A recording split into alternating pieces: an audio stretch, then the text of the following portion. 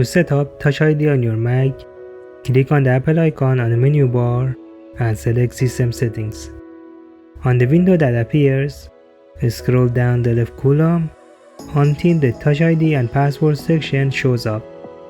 Click on it. Now on the left, click on the Add Fingerprint button. On the sheet that opens, enter your Mac password and click on Lock. Now, place your finger on the Touch ID sensor a few times until it says Touch ID is ready. Click Done. You may choose below for what options the Touch ID is used for. Please like if this video helped you, subscribe for more tutorials, comment to ask questions or to give feedback. Thank you.